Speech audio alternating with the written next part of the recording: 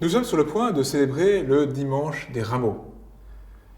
Il y a quelque chose de frappant dans la célébration des rameaux, c'est le contraste entre l'acclamation des foules de Jérusalem et puis les cris « À mort, crucifie-le » pendant la Passion. Cette foule versatile ou diversifiée, on ne sait, qui acclame le Messie et qui veut qu'il soit condamné à mort. Il y a quelque chose d'analogue dans notre débat présidentiel. En France, nous avons à la fois la nostalgie de la monarchie et la nostalgie de la Révolution. Nous voulons élire un roi qui serait supposé résoudre tous nos problèmes, un roi thaumaturge, et à peine l'avons-nous élu que nous n'avons qu'un seul désir, lui couper la tête.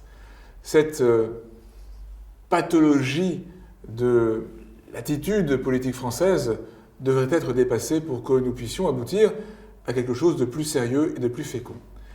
Parce que nous ne sommes pas en train d'élire un Messie, précisément, pour faire écho à la liturgie des rameaux.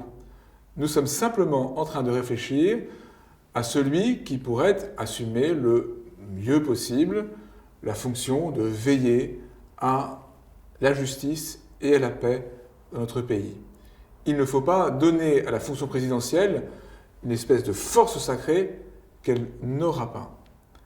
Et si nous avons un vote plus modeste dans son ambition, alors nous serons moins vite tentés par la désillusion, même si bien sûr il faudra garder une capacité critique tout au long du mandat de celui qui va être élu dans quelques semaines. Et le plus important n'est pas là, sans doute.